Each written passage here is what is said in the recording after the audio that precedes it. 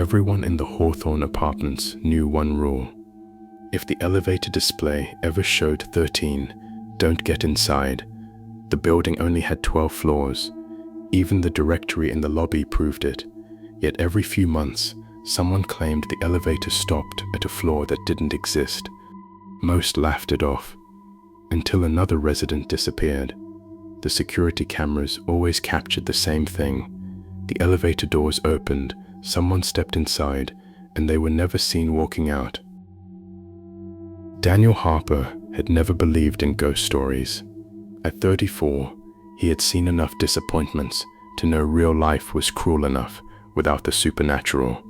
Fresh from a painful divorce, he rented apartment 1208 in the aging Hawthorne Apartments because it was cheap, quiet, and close to his new job.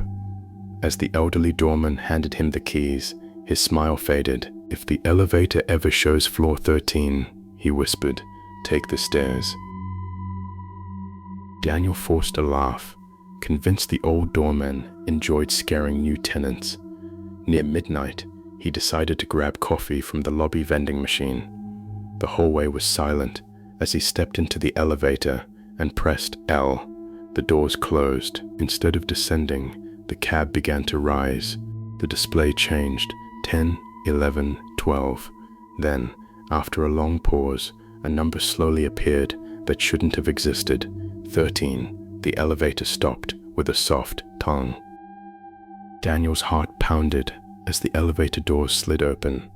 Beyond them stretched a dimly lit hallway that looked almost identical to the others, except everything felt abandoned. The wallpaper was peeling, the lights buzzed weakly, and the air carried the smell of damp concrete mixed with something rotten. At the far end stood a woman in a gray dress, perfectly still, her back turned toward him.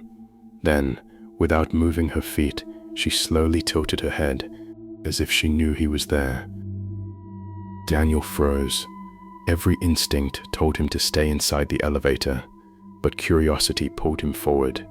The moment his foot touched the hallway, the elevator doors slammed shut behind him. He spun around and hammered the call button, but nothing happened. The woman remained motionless at the end of the corridor. Then a faint whisper echoed through the darkness. "You're not supposed to remember." Before Daniel could speak, the hallway lights flickered, and she was gone. Daniel's breathing grew heavier as he searched the endless corridor. There was nowhere the woman could have gone. Every apartment door was covered in dust, their numbers faded beyond recognition. Then he noticed something disturbing. Framed photographs hung along the walls, each showing smiling residents of the building. As he moved closer, his blood ran cold. The last photograph wasn't old at all. It was taken that very night, and Daniel was standing in it. Daniel tore the frame from the wall, convinced someone was playing a sick joke. The photo felt warm, as if it had just been printed.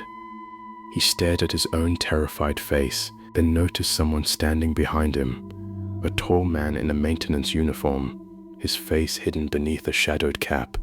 Daniel slowly turned around. The hallway was empty. When he looked back at the photograph, the man was gone. Only Daniel remained, smiling. A cold shiver crawled down Daniel's spine. He dropped the photograph and backed away, but a faint knocking echoed through the hallway. 3 slow knocks. It wasn't coming from a door. It was coming from inside the wall itself. Then a weak voice whispered, barely louder than a breath, "Help." "He's still here." Daniel pressed his ear against the cracked concrete. Another voice answered from the darkness, "Run before he remembers." The whisper was cut short by the screech of metal.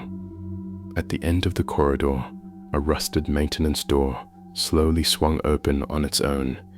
Inside, a single red emergency key hung from a hook beneath a faded sign that read, "Service Level Access." As Daniel reached for it, he noticed dried, dark stains covering the floor. They didn't lead into the room, they led out. Then heavy footsteps echoed from somewhere behind him, getting closer. Daniel grabbed the red key and ran. The footsteps quickened behind him, steady and deliberate, never rushing, never slowing. At the end of the hallway stood a steel door marked "Authorized Personnel Only." His shaking hands forced the key into the lock.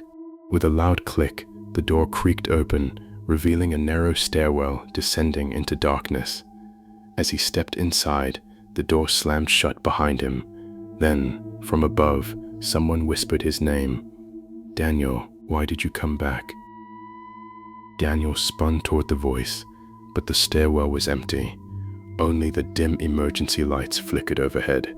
Fighting his fear, he descended until the stairs ended at a rusted metal gate. Beyond it lay a forgotten maintenance level, buried between the building's 12th floor and the roof. Dust covered everything except a trail of fresh footprints. They ended beside a cracked concrete wall where someone had scratched the same chilling words over and over, "Don't let him remember." Daniel traced the scratches with trembling fingers. The concrete felt strangely hollow. He struck it with the red key. Once, twice, then a crack spread across the surface. A foul odor escaped from inside, thick enough to make him gag.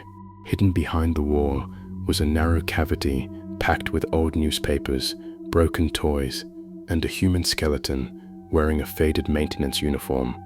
Around its neck hung an ID badge. The name on it read, "Daniel Harper." Daniel stumbled backward, his mind refusing to accept what he was seeing. The photograph on the ID badge showed his face, older, thinner, but unmistakably his. His hands began to shake as fragments of unfamiliar memories flashed through his mind. Blood on concrete, desperate screams, an elevator door closing, and a little boy crying in the dark. Then his phone suddenly vibrated. A notification appeared. "Welcome back, Employee 13. Daniel's phone had no signal, yet the message remained on the screen. Beneath it was a single attachment labeled Case File 13. With trembling hands, he opened it. Yellowed police reports filled the display. 23 years earlier, several residents had vanished without a trace. The prime suspect had never been found because the only witness was a frightened 8-year-old boy whose name had been erased from every page. Then one final document loaded. It was Daniel's childhood photograph. Daniel's pulse raced as he stared at the faded childhood photo. He recognized the boy instantly. It was him. Beneath the picture, a handwritten note from the lead detective read, "The child survived, but refuses to remember what happened on the service level." More pages revealed disturbing details. Every victim disappeared after reporting an elevator that stopped on floor 13. Then Daniel noticed one sentence highlighted in red. "The witness keeps drawing the same man's face." Daniel opened the final file. Grainy security footage from 23 years ago filled the screen. A young maintenance worker guided frightened residents into the service level before the recording abruptly cut to static. Then a second clip began, dated 3 nights ago. Daniel watched himself step out of the elevator carrying the same red key. He wasn't running. He was calmly leading a terrified woman down the stairs. The footage ended just before the screen went black. Daniel collapsed as memories crashed into him. He remembered witnessing the original murders as a child, hiding while the killer dragged bodies into the hidden service level. The trauma shattered his mind, burying the truth for decades. But it hadn't stopped there. Each time the memories resurfaced, his mind recreated the killer's identity to survive. During those blackouts, he unknowingly lured people to the abandoned level, believing he was rescuing them. The sound of sirens echoed through the building. Police officers burst into the hidden service level after following an anonymous 911 call.